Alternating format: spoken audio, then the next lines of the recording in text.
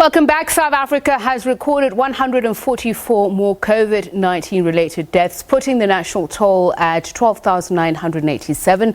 More than 3,700 more cases were picked up in the last 24 hours, and that's lifted the country's caseload to just over 607,000. This week marked the first weekend under level 2 of lockdown. Health experts and officials have been stressing, though, that the fight against the pandemic is far from over. To speak about this and other figures, we're joined now by the Health Minister, Dr. Zweli Mkhize, who joins us online. A very good evening to you, Dr. Mkhize, and thank you so much for speaking to us, Minister. So let's just first start with the latest figures for COVID-19 infections and deaths.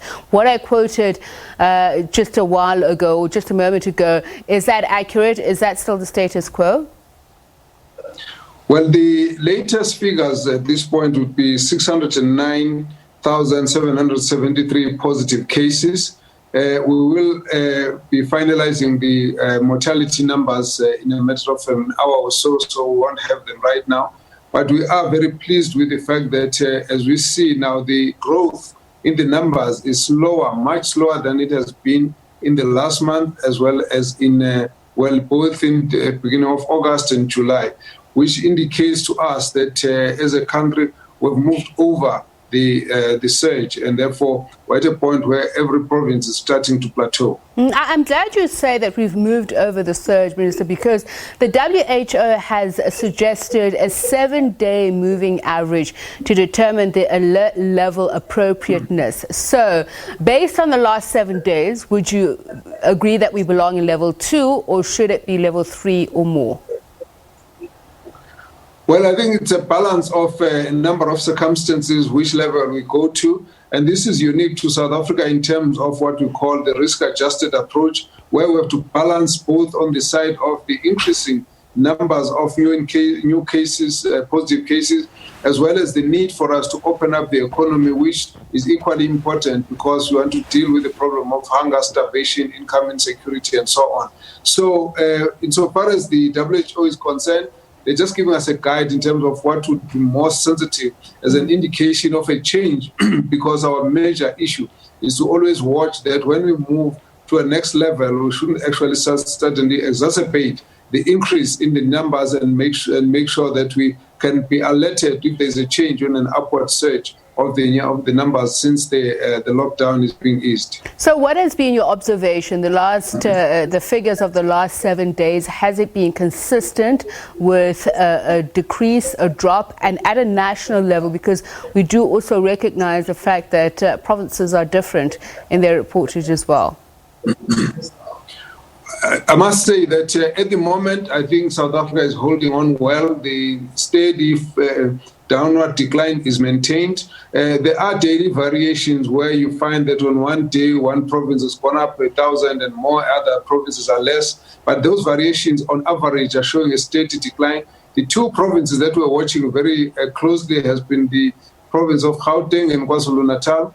For the past 3 weeks now, they've been on a steady decline, cumulatively speaking. And in that process, we are quite comfortable that these were the last two that had the highest burden. And so the numbers are decreasing in a way that's giving us a lot more optimism. We must say that we keep saying optimism because we can never know what will happen in the future. It's important for us to remain cautious and alert and make sure that we don't let go of our activities that have helped to contain the infection. We have to keep on those whilst we observe that the numbers are coming down. But at this point, we are satisfied that the numbers are showing a decline, which we really hope to maintain. But in the next few weeks, it's going to depend how people have been behaving in terms of ensuring the distancing and masks and cough etiquette and all the containment measures, because that's what's going to determine the next few weeks. But at the moment, it's very, very promising. I want to talk about that complacency that you're warning of. Does it speak to fears that there may possibly be a second wave? And in what form would that wave take? I ask this because SADC has suggested that mental health may actually be, according to them, the second wave. There is a huge issue which we don't talk too much about, because we're focused on the physical symptoms of individuals in terms of, the chest manifestations, the cardiovascular manifestations, and the real physical aspect of it. What we have not really focused upon is the mental health burden that has been brought on this. That's heavier. It's a very much more difficult to manage. So firstly, to help to contain this infection, we have to do something that's unusual, which means we have to wear masks and use distancing and avoid visiting people. These restrictions are abnormal for us all, and so after a while, you get exhaustion, you get burnout, you get people just getting fed up. They think it doesn't matter anymore, and that's what we are warning about. That people mustn't give up. People mustn't get a sense of exhaustion, as it were. On the other hand, there's a fear. Once you've got a fear where people are not longer reasoning, they just think that, well, we're going to die, so what does it matter? Then, of course, it means they get to a point where it's like, doesn't matter what we do, we're going to die. And we're saying, no, that's not the case. The case is we can do a lot and defeat this ailment, this infection. That's also very important. And then the other one is the problem of the fear that is associated with the fact that if you get sick and you get into the hospital, now sometimes if you're admitted, then you can't be visited by your family, you can't see your loved ones, and then you can't even go to the funeral. All of these things have been the most discomforting, manifestation of the mental health burden that's associated with COVID-19. We're still going to deal with that a lot more after we've actually dealt with the pandemic itself, because the sequelae of this take much longer. But what it can do, it can really make people feel it doesn't matter, we must just behave anyhow. And we're saying we really need to hold each other together and move on, because we've really made a huge difference, because people have responded properly. Minister, let's talk about what the WHO was saying in terms of how encouraged it is when it was looking at the scenario planning models for Africa. It's actually encouraged that the figures aren't as bad as they thought, saying that many countries are seeing a decline. It spoke about Nigeria's serology in population to gauge where they are on the curve. Where do we stand in terms of these tests? These tests, we have some of the serology tests have just been approved. At the moment, the approach has been to use laboratory-based serology tests. And so we are working on finalizing a much more broader approach to sampling, broader communities to be able to get a sense of the prevalence of the infection.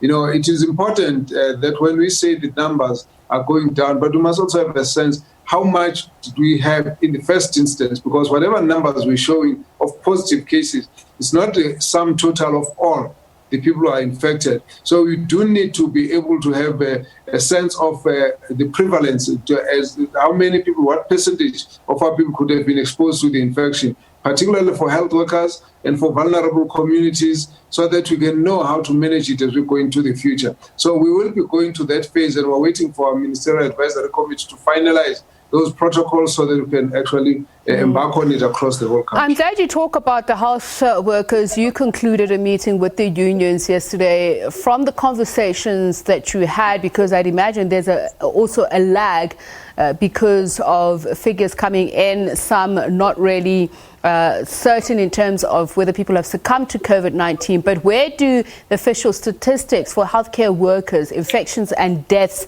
stand to date? Well, the positive cases in terms of health workers, the last record was around 27,000, and that was an indication of all the cases across public and private sector. And the figure was close to 200 of those whose lost lives have been lost again across both public and private sector. It's a very, very sad one, and we really want to thank our health workers for their determination, for the courage, for the hard work and their commitment, and also convey condolences to those colleagues that we have lost. And we've seen anguish amongst the colleagues when they have to say farewell to one of those who have been lost. So we were discussing this with the trade unions across the health sector, and we are agreeing that the issue of protection of health workers is non-negotiable. The issue of PPEs being available is non-negotiable. We've actually said our slogan is no PPE, nowhere, because basically we want the management and the unions to be all focused on ensuring no one must be put into a situation where they've got to decide whether they should expose their lives or they should actually stop working. And that is a commitment that we want to make. Minister, I don't have to tell you how aggrieved not only healthcare workers, but the country is at the alleged corruption around PPE tenders. We've seen visuals of much needed PPE being discarded and what's said to be tender corruption. What was your sentiment to the unions? Were you able to convince them that you, not only as a minister, but as a person that you're concerned about this and you will endeavour to put an end to it? Well, we actually have to say outright that we will fight against corruption in general, but specifically corruption insofar as the COVID-19 resources are concerned, in particular in the procurement of the PPEs. We will do everything to make sure that our systems are able to prevent any corruption, that where there is, we will be able to investigate to the extent that is possible and cooperate with all the agents that have been set by the president and the law enforcement agencies to make sure that we expose and uproot all the corruption. So there is no way we can actually have a compromise on the matter. I think it's important for us to make that statement quite categorically to the rest of the workers out there, that we stand with them in the fight against corruption of any form. Okay. Now, as a department, are you considering perhaps centralizing the tender procurement process to ensure that PFMA procedures are not manipulated? We've heard of price inflation, we've heard of price fixing, but there's also the president writing in a letter to ANC members today about the alleged corruption. The WHO has labelled it murder.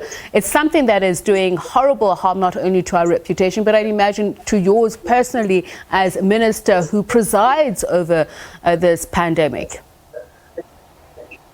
Well, I think we must accept that corruption is a problem right across, and whether we're in the health department or any other part of government, we're similarly affected by this. And it's important to also say that we take a stand on it, but also from the letter the president was raising, it's important to say that there are rules that are supposed to be enforced, largely governed by the PFMA and the National Treasury regulations, and that no one is exempted from those regulations. And therefore, we'll work together to make sure that these regulations are enforced.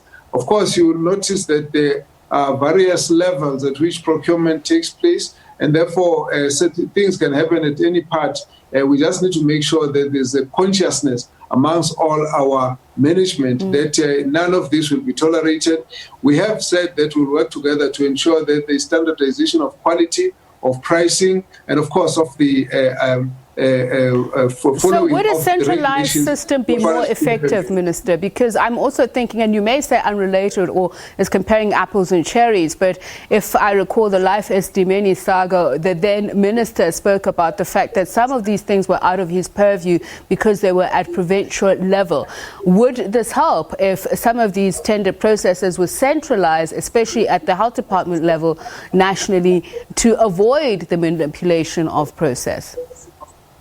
I think certain aspects can be worked together on a basis of centralization. So the issues I'm raising about the pricing to make sure that the prices are standardized, and the problem arose when there was a shortage of PPEs, and so people went on to what was called price gouging, where people were costing anything that they wanted. We're over that now, so we can actually firmly enforce the price restrictions, as well as the quality, that we ensure that there's a very clear process of ensuring the prices, but there's a certain degree of decentralization you require For example, one of the issues that are causing a problem now is the issue of distribution of PPEs, is the issue of the sizes of the PPEs. So if it's all done centrally, you might find that somebody can order something that's inappropriate for a particular level. But I think vigilance and the strict management of this whole supply chain management is the key. Certain aspects do require central authority. Certain aspects also require strictness at the level of the authorities at the local level. Just a final question. The Department of Basic Education Minister has said that it's ready for the reopening of all grades at schools. Do you believe that you're ready? And do you have any concerns at all? The WHO also pointing at the reopening of schools as a possible vulnerability for a second wave, which we've seen in other countries. I think we must always be alert that any loosening of restrictions will give us a potential for an increase in the numbers of new cases. That's a well-established phenomenon. In our case, we're much more fortunate that we're talking about the schools now when the numbers have actually gone down. But our medical experts had actually agreed that the schools could be opened much earlier, and they didn't change their view on the fact that the numbers of people who were infected at that time would have actually stopped the return to schools. So right now we don't have a challenge about opening of the schools. We're also then saying we will continue to do our monitoring and surveillance just to make sure, because I think the children may well be infected, but experiences throughout the whole world has shown that children don't get as affected as the adults, particularly senior citizens. So that's the part that I think is important. Even if the numbers go down, we need to make sure that we still protect the people with comorbidities, with vulnerable senior citizens. Similarly, with the teachers, that's where the concern has been. All right. Thank you so much for your time. Really appreciate it, Minister Health, Minister Dr. Zweli Mkhize. Brings us to time for headlines.